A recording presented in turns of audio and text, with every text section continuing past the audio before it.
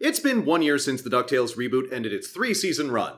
More or less. And you know what? I think I have some unfinished business. Bring the music back! In my previous DuckTales videos, I purposefully excluded each of the season finales when making my choices, and that's a decision I still stand by. Each one of the finales depended so much on paying off storylines and character arcs sprinkled throughout the entire season that it just felt unfair to compare them to run-of-the-mill episodes. That said, I always felt bad that I never talked about them, because the finales are legitimately great. They reward you for your investment, both in the show and the franchise as a whole. So, what the heck? Before we close the book on the series for good, let's talk about the DuckTales season finales. This video is going to be a little quicker and dirtier than my other ones. I'm going to be judging each of these episodes on just 3 things. The season arc villain, so Magica De Spell, Lunaris, and Bradford, how it pays off character arcs for the cast, and how it acknowledges the journey we've taken to get here. To me, a good finale acknowledges how everyone has grown and changed for the better over the course of the series, finding different ways, big or small, to reward the audience's investment in the story. In short, how well did they stick the landing? Everyone got it? Good. Let's not waste any more time. Let's get started. Our story picks up right where we left off, after the last crash of the Sun Chaser. Scrooge has finally come clean about how Della went missing, and the whole family is blown up at each other, leaving the mansion in favor of moving back to the marina. And it looks like they might be leaving Duckburg altogether, because Donald has decided to move the boys to Cape Suzette, the place they wanted to visit in the pilot episode. Only it doesn't sound as interesting as they had hoped. Huh. It says here that Cape Suzette has a pretty neat park. They just got a second swing. While that's going on, Magica De Spell has possessed Lena's body in an attempt to get her hands on Scrooge's #1 dime. Her plan is to free herself from her shadow prison using the power of a magically charged eclipse occurring that same day. Except Scrooge isn't exactly how she remembered him.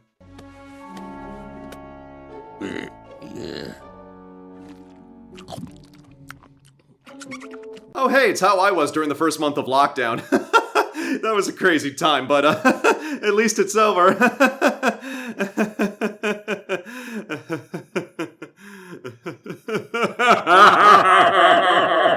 Last Crash of the Sun Chaser was my top pick for Season 1, and even now, it's still a legitimate contender for the best episode of the series, period. There's just nothing else like it. Any follow-up was going to be tricky, and the first half of Shadow War kinda has everybody just sit down and deal with their emotions before we get to the action. And while that's understandable, it does mean that the first half of the episode can feel kinda slow. Still, it gives us time to set up the character payoff we never saw coming. From the very beginning, the showrunners have said that each season would loosely focus on the character development of one of the triplets.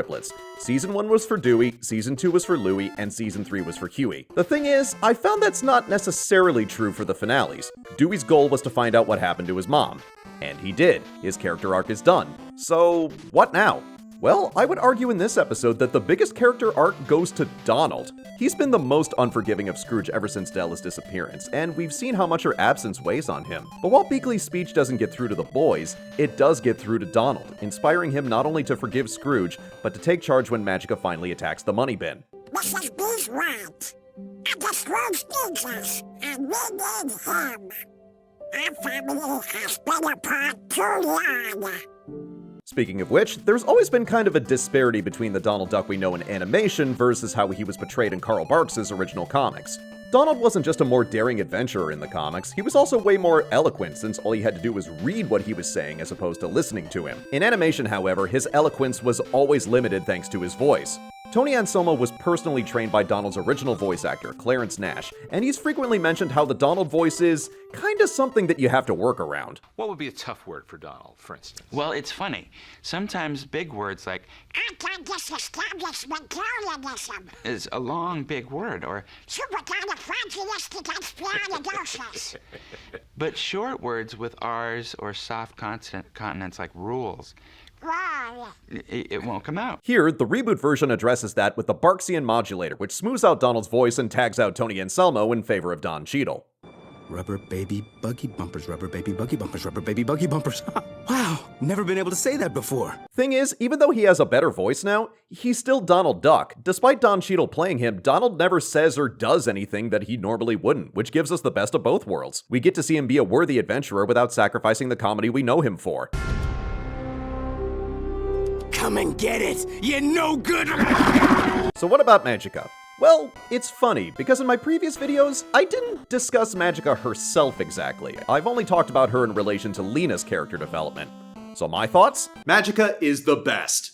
I mean, she's the worst, but that's why she's the best. Magica is the best kind of cartoon villain. She's greedy, petty, hammy, hyper-violent, selfish, and only thinks about destruction and gaining more power.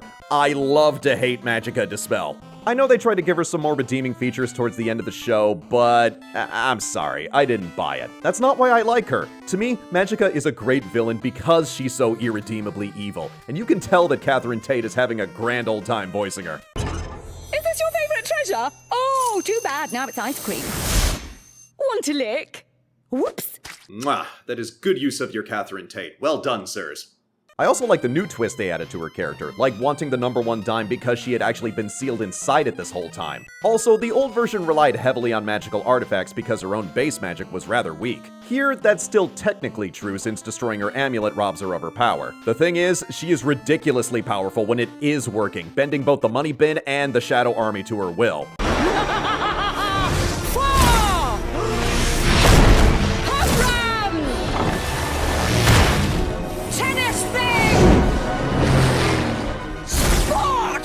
So we got a great villain and great character development. And since the showrunners had already been approved for a 2nd and 3rd season, we got seeds planted for the future with Glomgold disappearing, Lena being bowed to Webby's shadow, and most importantly, discovering that Della is still alive on the moon. All right, just like when I led that uprising in Yugoslavia, I'll take the wheel, you... My house, my rules. Aye, sir. Am I the only one who thought that was kind of hot? I'm a grown man talking about a kid's cartoon. Let's move on. Lunaris has tricked the Moonlanders into launching an invasion of the Earth, planning on conquering it in the name of the planet Moon. The moon's not a planet. Yeah, it's a whole thing with them. And it looks like Lunaris planned it very thoroughly because he knocks out half of Scrooge's backup plans before he even gets a chance to implement them. I swore I'd never have to initiate our worst weapon. And you never will because they destroyed that too. Scrooge has Della take the kids to find reinforcements in the Sun Chaser, while he gathers forces to launch a coordinated attack to retake McDuck Manor. Only, that doesn't work out either. Scrooge's plan fails and Della finds that their remaining allies are being overwhelmed too. And Zeus outright refuses to let Selene and Storkules get involved. Father, please! What of the Earth? What of my Donald? Zeus, let him see his boyfriend! Disney needs all the gay it can get right now! With few options and allies left, Scrooge will have to think outside the box if he wants to stop the Moonlanders and save the Earth. Somebody had to take 3rd place when it came to the season arc villains, and Lunaris is a bronze medal if I've ever seen one. I don't get this guy. I don't understand why he does what he does. I get Magica, she's motivated by greed and spite.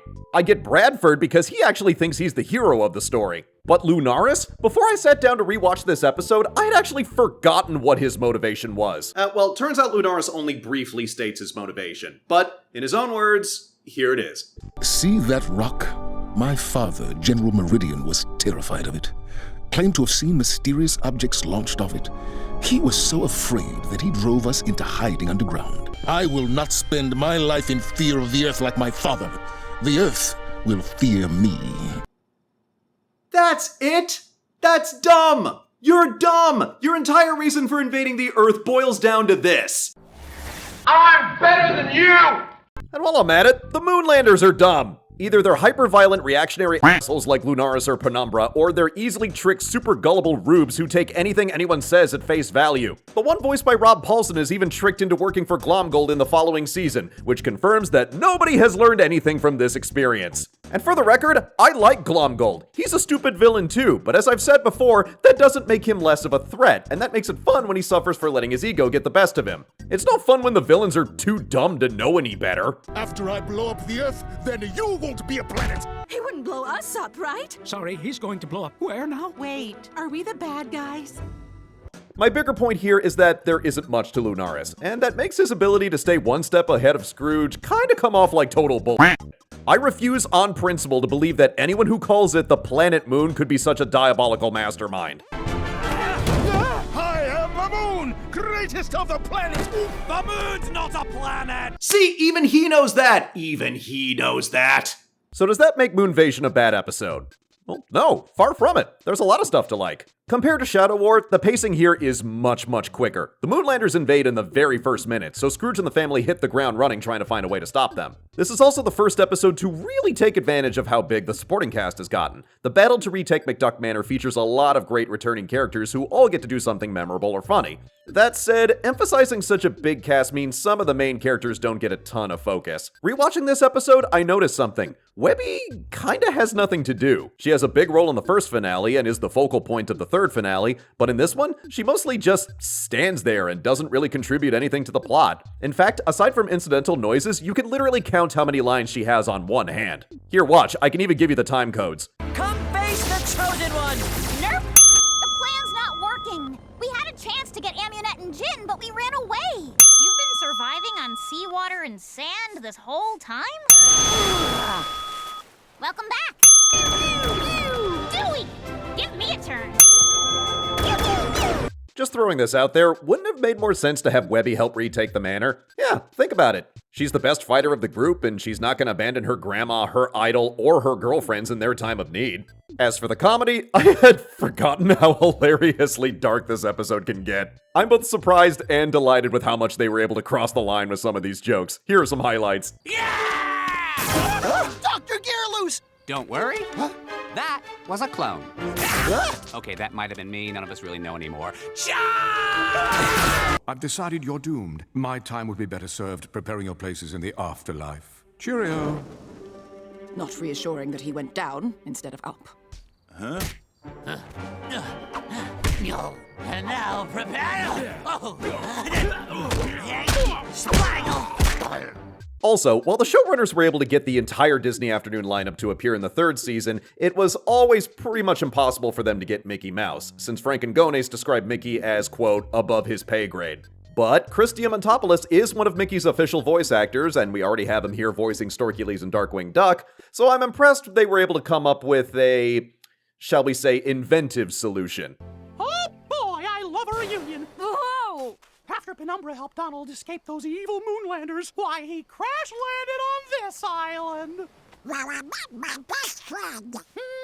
Has a melon been a thing the whole time I've been gone, or...? No, that's new. Wait a minute, if Donald is worried about being misunderstood because of his voice, then why doesn't he just talk like that all the time? Anybody? Hello? But concerning character arcs, Season 2 was all about Louie's character growth, and in my opinion had the strongest payoff. But like Season 1, that arc was also kinda resolved in the previous episode. Still, Louie's actions in that episode kinda have repercussions in this one. Cutting the funding to Scrooge's satellites meant that they couldn't detect the Moonlanders when they arrived. Nice going, kid. That was last week. I didn't know there would be an alien invasion this week. But like how Donald low-key got the most development in the first finale, Della gets the most development in the second. When the Moonlanders finally invade, she and Scrooge silently agree that it's best to keep the kids safe rather than get them involved in the fight. Even if she knows running is hopeless, she can't risk losing her family after she just got them back. Thing is, after they're marooned on the island with Donald, she realizes that she's right back where she started. All of her mistakes and impulsiveness have finally caught up with her, and there's nowhere left to run. No offense, Mom, but we might as well be living on the moon. What? You must be delirious from hunger. Here, have some delicious oxy. Chew. Oh, no. But that's where Louie comes in. Louie has had the hardest time with his mother's disappearance, and the two of them have had the hardest time bonding since she returned. Louie feels his gift for spotting the angles is one she doesn't appreciate, and it kind of rubbed me the wrong way that was never really resolved. Instead, he finally starts to see things from her perspective. Maybe you can't plan for everything, and maybe things go horribly wrong, but that doesn't mean you shouldn't try. And we cap things off with a really sweet reprisal of the Moon theme. Face each new sun with eyes clear and true, unafraid of the unknown. Because I'll face it all with you. The final battle is a lot of fun too, but it's kind of a lot to take in. The big highlights are when Glomgold's cockamamie schemes actually throw Lunaris off his game, and when the family gets into a space battle in the Spear of Selene. After a while though, it kind of feels like they start stacking Deus Ex Machinas on top of one another. Deus Ex Machina! No, not you! We get our first one when Feathery and his wife show up to help get the family back to shore. Then we get our second one just by virtue of Gladstone being there. I mean, that guy is a walking Deus Ex Machina. Please don't make me give Gladstone credit for something. That just offends me. And then we get our third one when Penumbra literally comes in from out of nowhere to stop Lunaris. And then finally, we have actual gods saving the day when Storkules and Selene put the Earth back into its proper orbit. So yeah, the villain is weak and so is the resolution, but the great action, animation, comedy, and characters more than make up for it. Despite my criticisms, a lot of fans still really like this episode, and they have every right to. I just think the other finales are stronger. Speaking of which...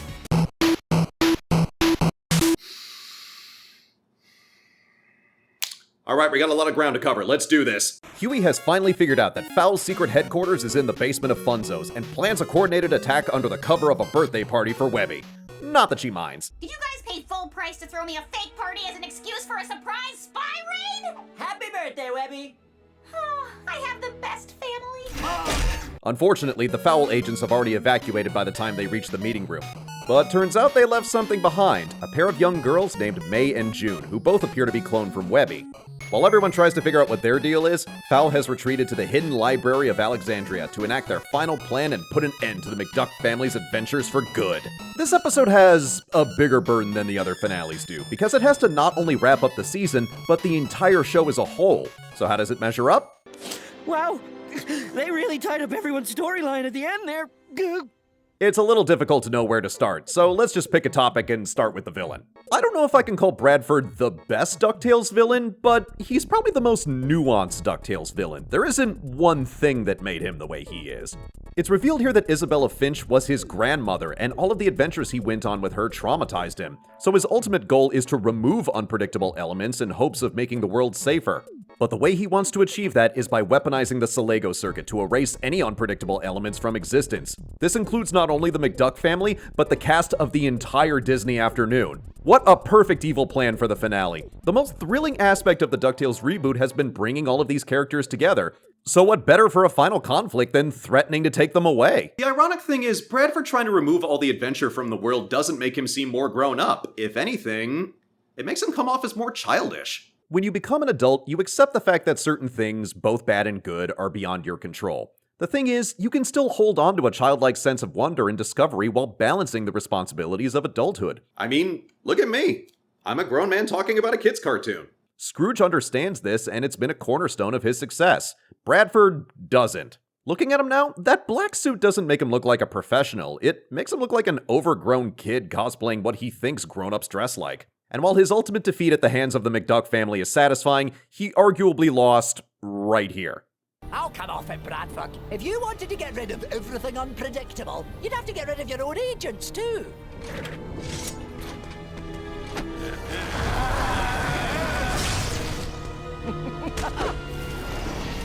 Oh, Bradford, how villainous.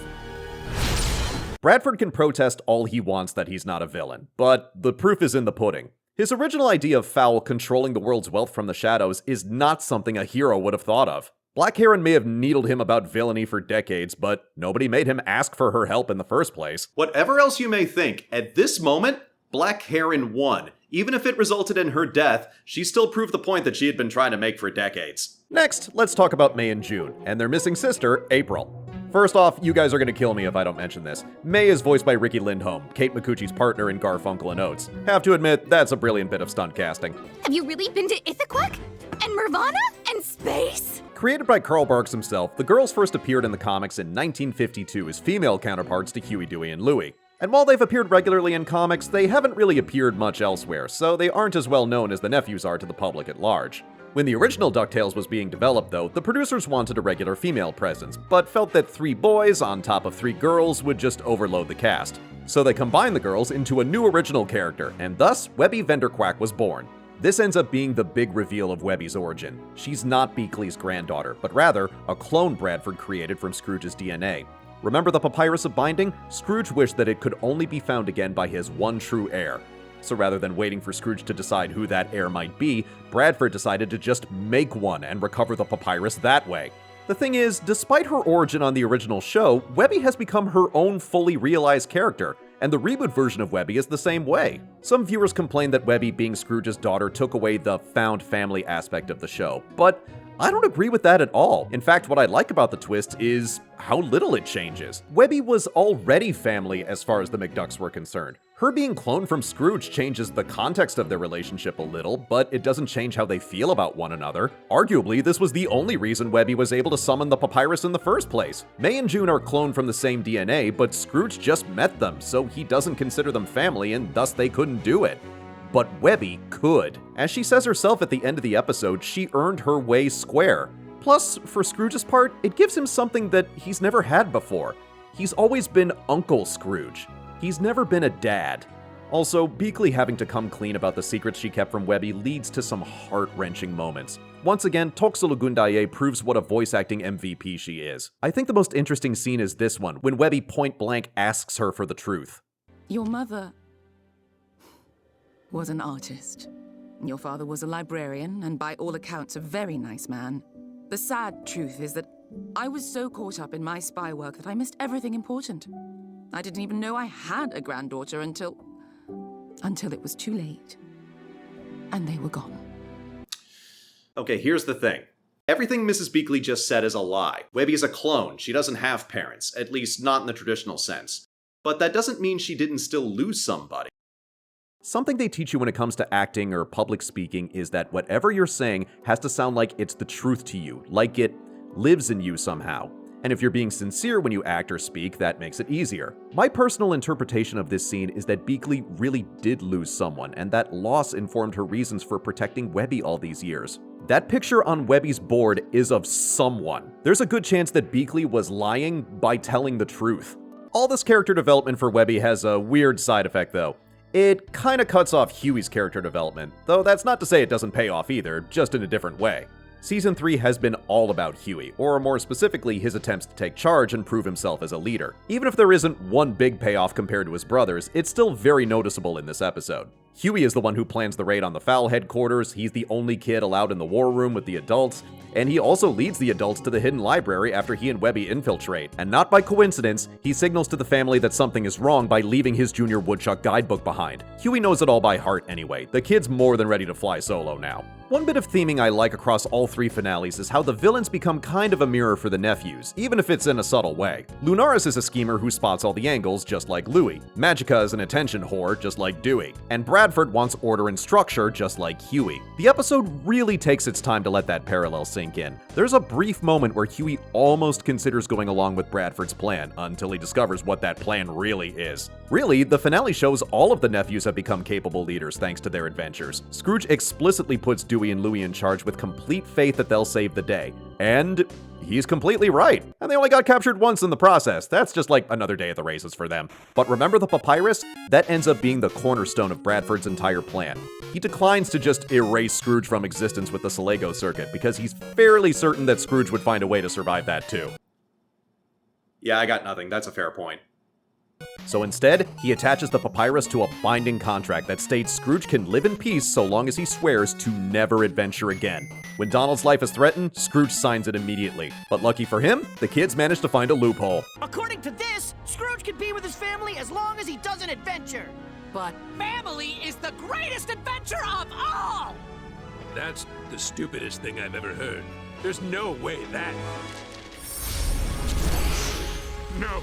No! Again, there was some controversy over this moment, but I like it. If anything, it shows how wrong Bradford's attempts to make the world orderly were, because you can't put a concept like no adventures into writing. Plus, he arguably broke the terms of the contract when he attempted to erase Donald right after Scrooge signed it. Remember, the papyrus is kind of a monkey's paw situation. It will always interpret your wish in a way that could possibly screw you over. In short, it's killed for less. So does this episode have any flaws? Honestly, I'm not a fan of anything involving Steelbeak. When fighting Launchpad, Darkwing, and Gizmo Duck, he opts to use the Intelliray to boost his intelligence, but that doesn't really register aside from being a slightly better fighter. In fact, anything involving the Intelliray is kinda bullshit in this episode. Apparently, Steelbeak also had it modified so it does mind control as well, which becomes the way we get the other big villains in this episode. Don't get me wrong, I'm glad they're here, but it feels kind of awkwardly shoehorned in. Although conspicuously, Mark Zuckerberg is nowhere to be found. Oh god, you know that if the show had gone for a 4th season, Mark Zuckerberg would have gotten into NFTs or something like that. We might have dodged a bullet.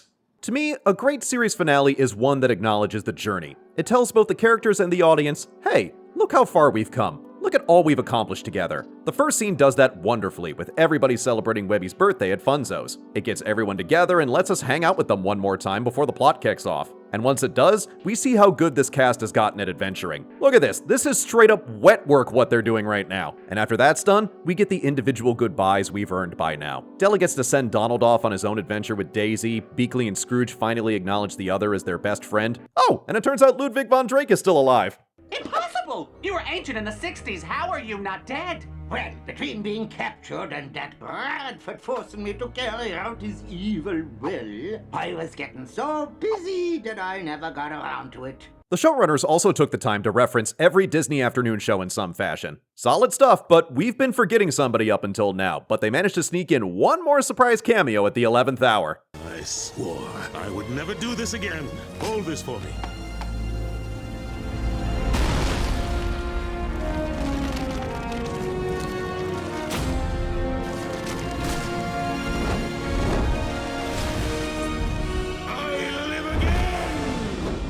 Again. Oh, bless you, Keith David, and your sexy, sexy voice. And as much as I dislike the Steelbeak stuff in this episode, fighting him does lead to the best character payoff. I wish I had something more eloquent to say here, but I don't. I just love Launchpad, and I'm happy to see him get his due. We may be heroes, but you have the heart of one. I'm a grown man watching a kid's cartoon, it's fine! So yeah, the best quality of this finale is that it leaves no meat on the bone. It explores and pays off every premise established from the first episode onward. As I've said before, I'm sad this show didn't go beyond 3 seasons, but I can't be too down when they offered us such a rich, satisfying experience. The Last Adventure isn't just the best finale, it's also the most complete one. And thank God this show got to go out on its own terms, because you're not always that lucky. We're entering a very uncertain time for the animation industry. Major projects are getting canceled, animators are being laid off, long-running series aren't getting the opportunity to end things on their own terms. Studios are trying to play both sides when it comes to their content versus their politics, and when they're not doing that, they're more interested in flexing the power of their IP instead of just telling an interesting story with interesting characters. The showrunners of the Ducktales reboot got to make the show they wanted and go out on their own terms. Considering what a crapshoot the industry is right now, thank God that they did, especially considering what they've done with the Disney afternoon since. Ugh, don't worry, I'll get to this one. Regardless of what happens in the future, we're entering a time of change. Change can be scary, but it's coming whether we like it or not, and we have to be ready for it. Things have changed. Maybe it's time I change too. Stay tuned, guys. Thanks for watching.